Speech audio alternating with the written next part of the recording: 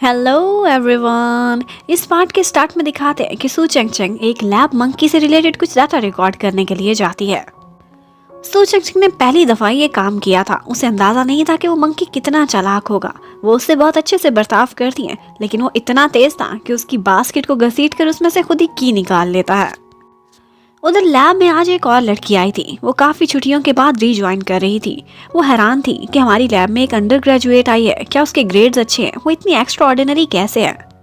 लेकिन सरप्राइजिंगली उसे पता चलता है कि उसे यूहा ने हायर किया है और उसके ग्रेड्स कुछ स्पेशल नहीं, बल्कि उसने यूहा से लव कन्फेस किया था और फिर कुछ एक्सपेरिमेंट्स में उसे यूज करना था, इसीलिए उसे रख लिया।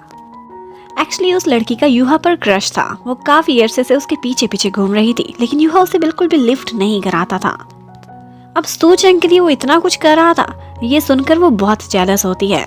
यूहा को जब पता चलता है कि डोंग ने अकेले ही सू चेंग को उस लैब मंकी के पास भेज दिया, तो वो बहुत परेशान हो जाता है और उस न्यू लड़की को भेजता है ताकि उसे जाकर देखे। अब अंदर के हालात तो बहुत खराब थे और बिल्कुल सू चेंग के आउट ऑफ कंट्रोल थे। वो मंकी उसको बहुत तंग कर रहा था और उस पर चीजें भी फेंक रहा था, और तो और उसने कुछ डेंजरस चीजें अपने मुंह में भी डाल ली थी। अब पहले तो वो दोनों गर्ल्स उस मंकी से बहुत सारी मार खाती हैं और अपना हुलिया खराब करने के बाद इन दी एंड वो उसके मुंह से एक स्क्रू निकलवा लेते हैं। अब मंकी से अपनी इज्जत अफजाई कराने के बाद सू चेंग की बारी थी अपने प्रोफेसर के सामने जाने की, जो उस मंकी से भी ज्यादा उसकी इंसल्ट करते हैं। वो उससे कहते हैं कि अगर ये स्क्रू उसके टमी में कोई गड़बड़ कर देता तो तुम्हें पता है एक लैब मंकी को पालना कितना मुश्किल काम होता है। सू चेंग को आजकल अपनी वोटिंग की पड़ी हुई थी। वो सीनियर शिशी के पास जाती है और उसके लिए एक कॉफी भी लेकर आई थी। उसे बताना चाहती थी कि किसी तरह से वो उसके हक में वोट दे दे ताकि वो लैब से बाहर ना जाए। और इन दी एंड वो शिशी को इस तरह से इम्प्रेस करती है कि जो गेम वो खेल रही थी वो उससे क्लियर नहीं हो रही थी, तो सू चेंग चेंग उसकी हेल्प करती है। शिशी अब मान गई थी कि वो उसको वोट दे देगी। यूहा को लगता था कि ये मेरे पास भी आएगी रिक्वेस्ट करने के लिए, वोट मांगने के लिए, लेकिन वो उसको इग्नोर करती रहती है। यूहा को बहुत फिक्र थी। उससे पूछता है कि मेरी वही वाली वीडियो तुमने कितने लोगों को दिखाई है, लेकिन सू चेंग उसकी ये वीकनेस अपने हाथ से कैसे जाने देती, उसे एक गेस भी नहीं देती। अब जब यूहा अपने प्रोफेसर के पास जाता है तो प्रोफेसर डू ने भी वो वीडियो देख ली हुई थी। वो उससे कहते हैं, बड़ी बुरी तरह गिरे हो तुम बेचारे, तुम्हारी कमर का तो बहुत बुरा हाल होगा। और तो और उसे हमदर्दियां करने के बाद उसको एक कोल्ड पैच भी दे देते हैं। इवन के ये भी ऑफर करते हैं कि मैं खुद तुम्हारी कमर पे लगाता हूँ। यूहा को बहुत शर्मिंदगी होती है। उसे अंदाजा नहीं था कि ये वीडियो प्रोफेसर ने भी देख ली होगी। उधर शीशी लैब में अपनी क्लास ले रही होती है। गू के कुछ फ्रेंड्स आपस में गॉसिप्स कर रहे थे। उनमें से एक का शीशी पर क्रश था। वो उसे अपने साथ सिनेमा लेकर जाना चाहता था, लेकिन जब उसके पास जाता है तो उसकी हिम्मत ही नहीं होती कुछ कहने की। डर के मारे वापस आ जाता है। एक्चुअली गू भी कहीं ना कहीं शिशी को लाइक करता था, लेकिन उसकी भी कहने की हिम्मत नहीं होती थी। उधर हमें लैब में दिखाते हैं प्रोफेसर डू चोरी चोरी अपना दरवाजा खोल के नोटिस कर रहे थे कि कौन क्या कर रहा है और कौन ज्यादा समय फारिग बिताता है, और उनकी नजर पड़ती है सू चेंग चेंग पे।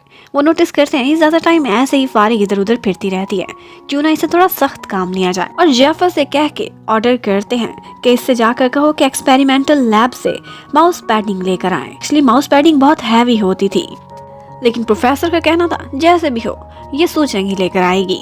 सू चेंग पहली दफा उस लैब में गई थी। उसको काफी दिक्कत होती है वहाँ के प्रोसीजर के अकॉर्डिंग चलने में, और उसके पास स्टैंप भी नहीं थी। लेकिन इतने में यूहा वहाँ पर आता है और बड़े मजे से बिना किसी फॉर्म के एक अपरेटस लेकर जा रहा होता है। अब उसकी सिफारिश पर किसी तरह से उसको माउस पैडिंग मिल तो जाती है, लेकिन वो बहुत हैवी थी। यूहा ऑफर करता है कि अगर मेरी वो वीडियो डिलीट कर दो तो मैं तुम्हारी हेल्प कर सकता हूँ, लेकिन सू चेंग ने कहा इतनी भी क्या हैवी होगी, मैं खुद ही ले आऊंगी। लेकिन उसकी तो इतनी बड़ी बड़ी बोरियां थी, वो उठाने में सू चेंग की तो बैंड बजने वाली थी। वो किसी तरह से लैब के बाहर तो ले आती है और आखिरी बार यूहा उसे ऑफर करता है मेरी वीडियो डिलीट कर दो, इसमें भी हेल्प और 1-on-1 तुम्हारी ट्यूटरशिप भी करूंगा। लेकिन सू चेंग का कहना था कि बेशक मैं एग्जाम में फेल हो जाऊं, लेकिन वो वीडियो नहीं डिलीट करूंगी। सू चेंग भी बड़ी स्मार्ट थी और किस्मत भी आज उसके साथ थी। एक लोडर अंकल उसे नजर आते हैं और उनसे वो उनकी ट्राई साइकिल ले लेती है। अब वो उस लोडर पर सामान रखे बड़े मजे से कैंपस से गुजर रही थी। हर कोई उसकी फोटोज लेता है और वीडियोस बनाता है। वो बहुत कूल लग रही थी। जबकि उधर लैब में जेलस वाली लड़की आजकल यूहा के ऊपर ज्यादा ही डोरे डालने की कोशिश कर रही थी, और साथ ही साथ सू चेंग के बारे में गलत गलत बातें भी बोलती है कि वो सिर्फ डेटिंग करने के लिए इस लैब में आई है। लेकिन यूहा से बर्दाश्त नहीं होता कि कोई सूचेंग के करैक्टर पर उंगली उठाए। वो उस लड़की को वहीं पर ही चुप करा देता है। सूचेंग अब किसी तरह से वो बोरियां उठाकर अपनी लैब में लेकर आ गई थी और उसकी वही लोडर वाली बाइक को चला चला कर सारे लोग बहुत फन कर रहे थे। वो उनकी फोटोज भी बनाती है और सभी बहुत इंजॉय करते हैं। यहाँ पर वो जेलस वाली लड़की भी आती है। सूचेंग तो उससे बहुत अच्छे से बात करती थी, लेकिन वो हमेशा उससे जली जली बातें करती थी। सूचेंग उसे करीब आकर कुछ कहना चाहती थी, लेकिन वो उसे खुद से दूर दूर करती है, कहती है सबके सामने बोलो।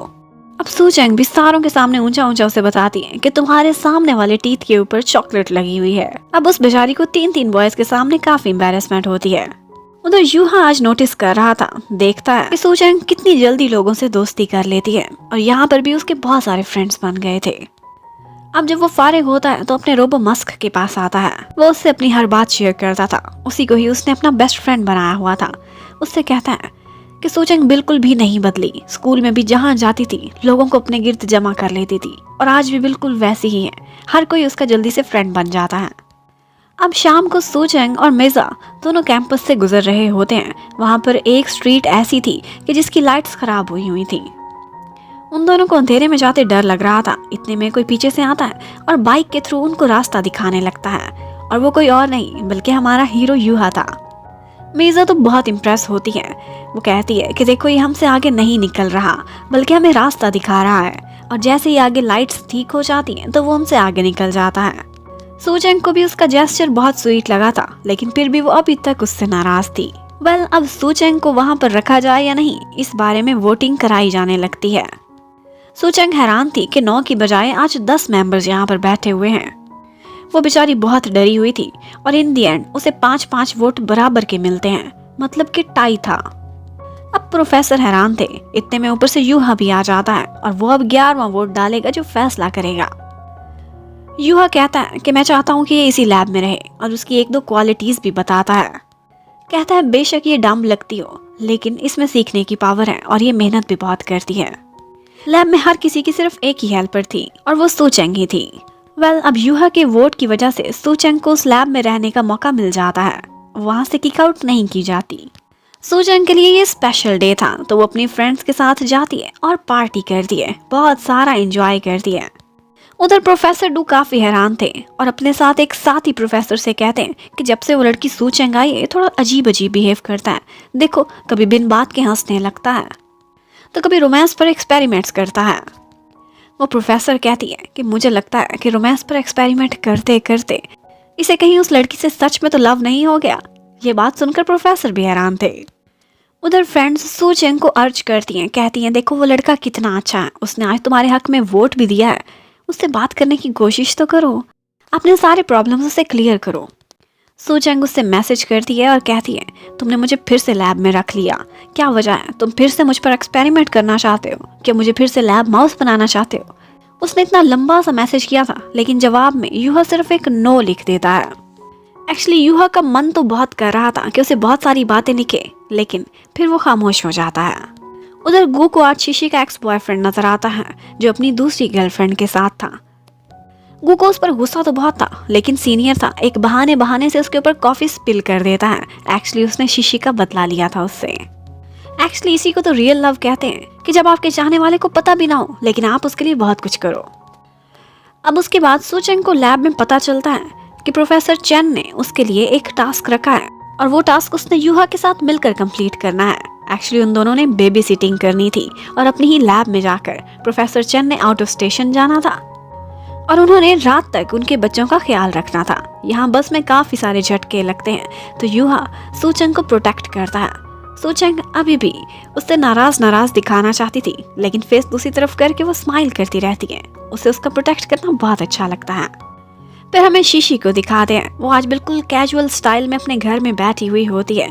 उसने एक खाना ऑर्डर किया था। फूड डिलीवरी वाला जब नीचे आता है तो वो भी बिल्डिंग से नीचे आती है और ऐसे ही हुलिये में बहुत एम्बेरसमेंट हालात में उसका आमना सामना गू से भी हो जाता है। उसका ऐसा रूप गू के अलावा किसी ने भी पहले नहीं देखा था। वो शर्माती है और जल्दी से अपनी बिल्डिंग में भाग जाती है। उधर हमें सूचेंग और यूहा को दिखाते हैं। वो दोनों बच्चों का ख्याल रख रहे थे, लेकिन वो बच्चे काफी डिफिकल्ट थे और जल्दी कोई बात भी नहीं मानते थे। उन्हें मनाने के लिए कभी यूहा को पिन्स लगानी पड़ती हैं और कभी एक पजल सॉल्व करना पड़ता है। अब एक दफा सूचंग उस लड़की को हाथ धुला रही होती है कि पीछे से जो लड़का होता है वो कहीं निकल जाता है। एक्चुअली वो अपनी मम्मी के ऑफिस में चला गया था और ऑफिस अंदर से लॉक हो गया था। अब उस डोर का क्या पासवर्ड है ये सिर्फ और सिर्फ प्रोफेसर चैन ही जानती थी और वो खुद एक फ्लाइट पर थी। अब वो बच्चा अंदर अंधेरा होने की वजह से बहुत रोता है और शोर मचाता है। सूचंग एकदम परेशान हो गई थी। वो दूसरे रूम की विंडो पार करके उसकी विंडो के सामने जाकर बैठ जाती है, जबकि यूहा एक दो अंदाजे लगाता है और उसके बाद उसे कोड पता चल जाता है। वो दरवाजा खुल गया था, लेकिन सूचंग को पता चलता है कि ये वाली विंडो तो सील है, ये नहीं खुलेगी। पहले तो वो जोश में आ गई थी, लेकिन अब जैसे ही नीचे देखती है तो उसका सर चकराने लगता है। वो बहुत ज्यादा हाइट पर थी।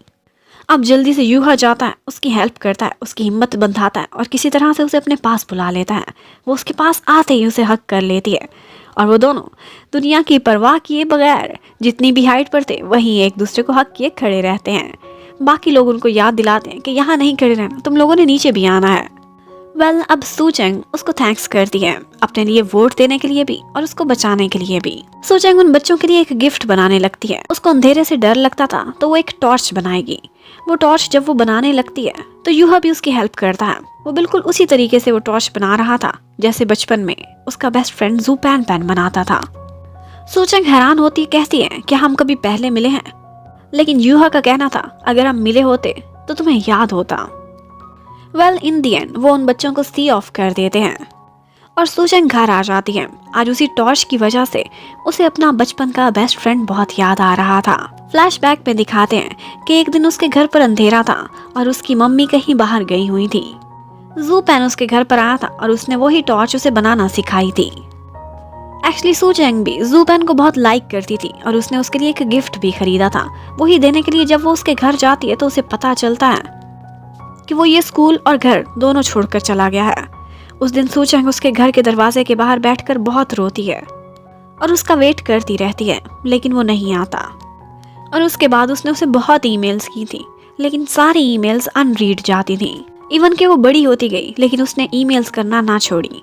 पर जब कोई रिप्लाई नहीं आया तो वो बहुत दुखी हो गई।